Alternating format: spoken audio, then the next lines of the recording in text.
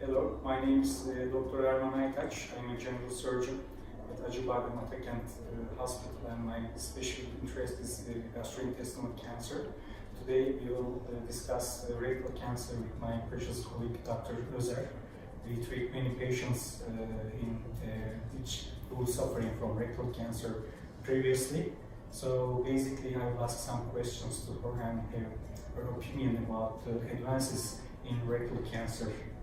Hi, Leyla. Hi. How are you? Thank you, and thank you for this nice introduction. Well, the standard treatment for locally advanced rectal cancer has been mainly long-course radiotherapy in addition to chemotherapy, either given as intravenous infusion or as oral pills so far. There have also been some trials testing less duration of radiotherapy. We call it as short course radiotherapy, where you give the radiotherapy in 5 fractions and we just send the patients for surgical intervention. So this has been the standard so far. During the last 5 years, however, there has been different attempts to increase the pathologic complete response rates and also distant disease control. We know that at least after the German trial, where long-course chemoradiotherapy was used, that in the long-term follow-up of the disease, we saw that 1/3 of the patients had distant metastasis, and also approximately 10 to 15% of these patients had local recurrence. So the major goal was to increase this distant disease control and to make a better local disease control. And also another important thing, was to increase the sphincter preserving surgical rates. And to maintain the continuity of the bowel. Yeah, for sure. There had always been a discussion about which patients are really candidates for adjuvant chemotherapy. Adjuvant chemotherapy we mean as protective chemotherapy after the surgical intervention. For those who have been receiving neoadjuvanт chemoradiotherapy, we sometimes end up with pathological complete response. That means the diminishing of all the microscopic tumor in the rectum and also in the lymph nodes. Was adjuvant chemotherapy really necessary for these patients or not? Or another question was whether it was really useful to give chemotherapy for the patients who have residual tumors, because there have been conflicting information in European and American guidelines about which patient really needs adjuvant chemotherapy. So in order to increase these pathological complete response rates and also the distant disease control, some of the physicians tested to give this chemotherapy, the planned whole adjuvant chemotherapy in the neoadjuvant setting. And we call this now as total neoadjuvant treatment. Before talking about total neoadjuvant treatment, I would like to add something about the general concept for curative treatment of rectal cancer. Rectal cancer treatment stands on the approach ending up with the surgery, because still in this modern era, surgical treatment is the only treatment that gives the patient cure. Sure. But we saw that, as you mentioned, with the neoadjuvant treatment, there are some patients having disappearance of the tumor totally. This rate is about 20-25% in some series. In our series, it's like 15%. And with the neoadjuvant treatment, having this complete response rate increased. Why it's important? Because when you have a complete response, our expectancy to have successful treatment increasing. So that's why we are starting to approach those patients with total neoadjuvant treatment, and I'd like to have your opinion about the total neoadjuvant treatment.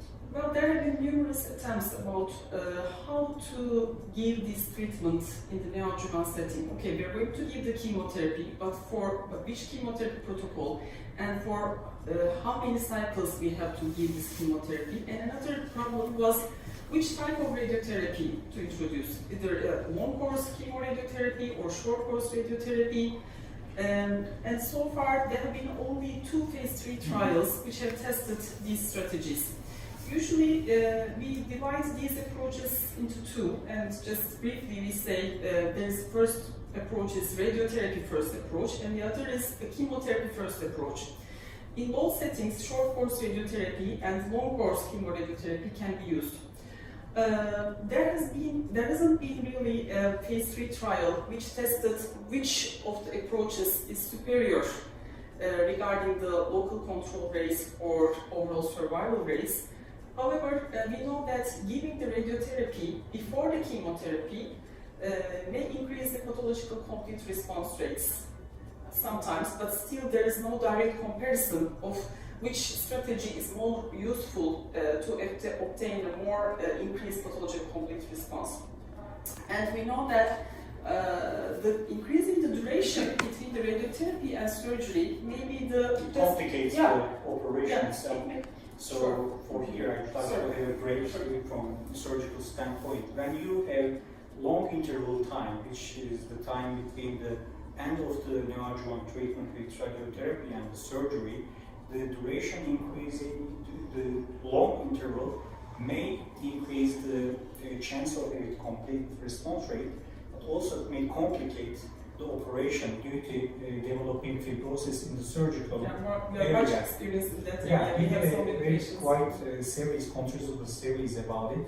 And my understanding in our approach, we evaluate the patient's tumor stage at the time of diagnosis. If the patient has a tumor with invasive to the anal sphincters, or if the patient has symptoms with the tumor, such as bleeding, some sort of other problems like some semi-obstruction, may say. It's not like a total obstruction, but there are some patients, majority of the patients having difficulties when they are having bowel movement in this setting.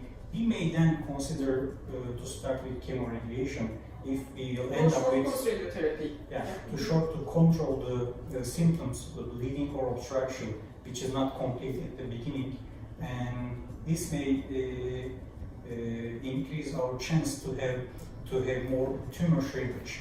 But from surgical standpoint, we would like a way to increase this time to prevent such complications which are related with the radiotherapy. So why we are starting with systemic treatment in those patients? Well, the major goal is to control this micrometastatic disease in the earlier setting. And also we know that still chemotherapy can shrink the tumor, and we can also decrease the symptoms of the patient. I mean, it's really not always necessary to start with radiotherapy, but of course, as you have mentioned, those with intractable bleeding and really intractable pelvic pain, so they really may be candidates for radiotherapy. Yeah, and for sure, for anal sphincter elevation is another point. And maybe those who are going to be candidates for watch and wait approach. This is really or we call it a non-operative management of this locally advanced rectal cancer patients. Well, but we know that just following the patient closely and evaluating the treatment response at least every 8 weeks will help us to just see whether the tumor is responding or not. Of course, there is a small group of patients who may still have progression despite this chemotherapy, but with this close follow-up, I don't think that's going to be a problem. So patients should not be afraid of starting with chemotherapy, but of course, still guidelines do not point at a specific patient for a specific treatment approach, and that, as you have mentioned already, we make these decisions individualized setting, and we really discuss all the patients with all the radiological examinations and the physical examinations in the multidisciplinary setting. Yeah, we have a quite experience about total neoadjuvant treatment. It almost become our now standard approach for locally advanced rectal cancer. I would like to mention about some patients with early stage rectal cancer which has no lymph node metastasis and they are very beginning of the disease. We can approach those patients with surgery too. Maybe we can also approach those patients with transanal operations by just removing the tumor from the rectum with the clear surgical margins. But those patients are quite few number of patients. We usually face with the patients who suffer from rectal cancer at the locally advanced stage that requires neoadjuvant treatment at the beginning, surgery and adjuvant treatment after operation. Would you like to add anything else to the speech about rectal cancer?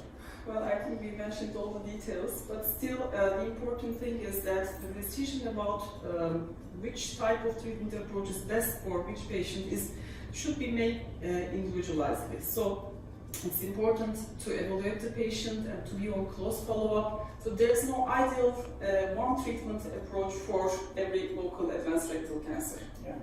And from surgical standpoint, we approach those patients with minimal invasive techniques. Even we perform radical operations, we do operations with laparoscopy or robot, which causing small tissue damage to the patient and protects body image and the cosmesis without cutting the patients like a big incision.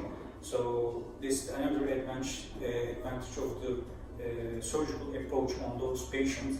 By the way, they stay in short time in the hospital, and if they need adjuvant treatment, they have the chance of having adjuvant treatment shorter than classical open operations. So that's our summary for rectal cancer today. Thank you for listening and for your attention. Thank you very much.